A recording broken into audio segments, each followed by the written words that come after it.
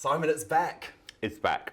And it's gone so quick, right? Yeah, well, it definitely has. Yeah, yeah. It just feels like Britain's Got Talent is sort of the happiest show on TV, because I was in the auditions before. Obviously, we're backstage here at the London Palladium. Yeah, as you can see. And there's just an amazing vibe in that room. Yeah, you're absolutely right. There's some moments this year, because you always think you've seen it all. And for me, the best part of the show is when someone comes on, you don't anticipate much, like Susan Boyle and Paul Potts. Yeah. And we've seen, those kind of people again. And you're right, there's a very positive energy about the show this year. Yeah. I could tell with the audience, they've enjoyed it. It did feel like that. Yeah. And I always think, with Britain's Got Talent, there is that feeling of, let's celebrate. It's a bit of a topsy-turvy world at the moment. Right. You're so right. And there's a degree of escapism. You're 100% right. And funny enough for me, because I don't love doing auditions because they're long days, but the last few days here, I've gone home on a real high thinking, yeah, you're right. It's positive, it's fun, it's not judgmental. Yeah. You can be, it doesn't matter what you do, what your talent is, and you've got a really enthusiastic audience behind you. We had some moments over the last few days where I've gone, this is as good as I can remember. Yeah. And on the panel, it's fair to say this year that I think the hijinks are at an all-time extreme. Yeah, I've learned one thing with David, which is a mistake. I always say to him, calm it down this year. I literally can't deal with this. And it's like a red rag to a bull. He's like 20 times worse. And you can't stop him. So, to purposefully annoy you, yeah. Right, he has been bringing out the NTA that we don't speak about, and specifically just apparently pulling it up at random moments so that you can't edit it out of the show. Many times, Dan, it is, and he knows it's really, really irritating me. I don't know how that happened, by the way. I think we need to do a recount. I'm thinking about it. Maybe his mum voted well, there were, times. Trust me, a lot of votes in that region, so there will be a little bit of an inquest on that one. You know what, I think I'm going to produce that show in the future, and that way I could just find something where I definitely win every year, because it is really annoying when you don't. Is David Walliams now unsackable? I think he's always been unsackable. And the thing, I do remember the first time I ever sat down with him, Dan, he came into the dressing room when I was doing X Factor, and I pitched him the show. We had one of the worst meetings I've ever had. When I say it was bad. And I thought, this is never going to happen. And then a year later, we had another conversation, and he agreed to it. I mean, to be fair, he and the show are a perfect match, because he gets all the craziness. And a lot of the people who come on the show, they're like the people he used to be on Little Britain, that's why he gets it. But to be fair, all three of them, why I like working with them, they are absolutely focused on the talent. But they're hard work. Well, Amanda and Alicia, you obviously love winding them up. And there was one particular audition this year when you decided to tell everyone that they actually secretly hate each other, and that they were also drunk on stage during the auditions, both of which they assure me are not true. Well, they're both sloshed, don't really like each other, don't talk to each other off camera, but that's just the way it is. He's lying. He's lying. I think it works because you actually all do genuinely get on backstage. When you see you guys hanging out, yeah. It's not like X Factor where maybe there's a bit more of a competitive vibe. I know what you mean. Yeah. No, you know what? I think we all feel lucky that the show's still on, people like it, and we've kept it all together. And actually, when we do see each other, it's fun. And we went out a week ago for someone's, the guy who used to be the boss of the show, Richard, he retired. And we went out for dinner. We all got literally hammered, but we were hanging out together, and that's always the sign that you know that you're friends. Yeah, you don't mind seeing them after work, or don't mind that much. Yeah, at least. Yeah.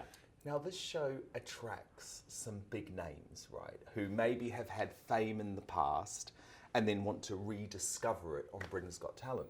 And this year there was a blast from the past because a member of the Honeys auditioned, the former girl group. I didn't recognise it, to be fair. It was kind That's of probably not a good thing. Well, I know. I didn't say that on the day. It was kind of a bizarre audition because she was there with her husband, who was dressed up like Michael Jackson. Yeah. I mean, it was quite a bonkers act. But no, I think, I would encourage that more, actually, funny enough, Dan, for people who, had a record deal or whatever, give them a second shot. I think it's the right thing to do. It is hard, though, isn't it, to find a second stab at fame? Although you did say maybe you would even consider reforming the Honeys. Did I? I hate to remind you, yes, you did. Okay, well, let's see about that. She might be on the phone. I don't know about that. No, but I like the idea. I think the whole reunion thing's getting really popular. Yeah. As you broke the story, Dan. Yeah, well, I think what we love as pop fans is to see a group that took us back to our youth. Yeah. And actually, you look at all of these bands, from the Spice Girls to Steps, to Bewitched, and actually they're all still pretty young because they found fame at such a young age. 100%. And actually, there's also people who come on the show, like there was a guy, Third Day in London. He was the last act. He was, I think, 23 years old. And he was, when I say good, he was amazing.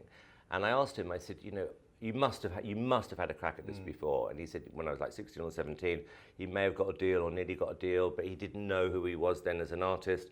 Now, 7 years later, he's worked out, who he wants to be. And this guy is really, really good. An amazing singer.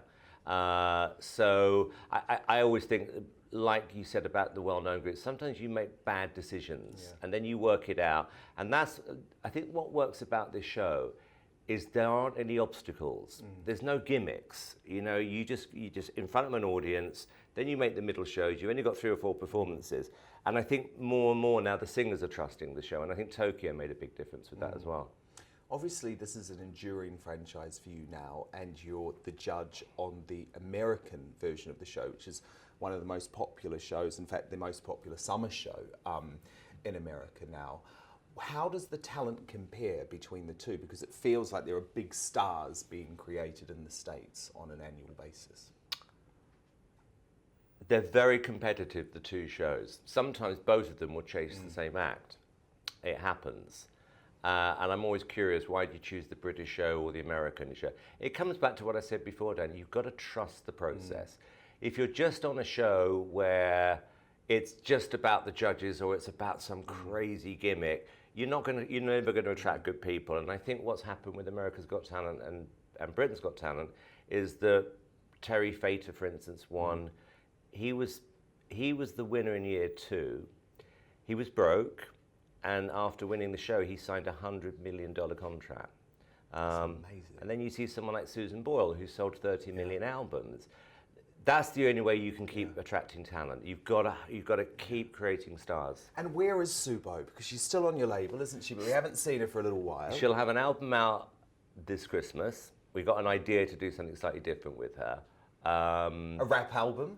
Not quite, darling. It won't be that yet. But no, something different. I think it's going to make sense. I think she'll enjoy it. But she'll be making records with us for a long time. I love Subo. Yeah, she's amazing. To have her back. And she is someone who just absolutely represents the spirit of the show. Yeah, I think her and Paul in particular, they defined the show, which is give the underdog a shot, and then they had a career, and I don't think another show could have done that for them. Although you must be delighted to see Ashley Banjo, who was from the show as well, from Diversity, go on to be a talent show judge in himself on Dancing on Ice. Thrilled.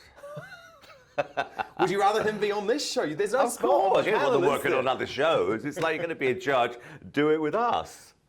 There's no spot though right now.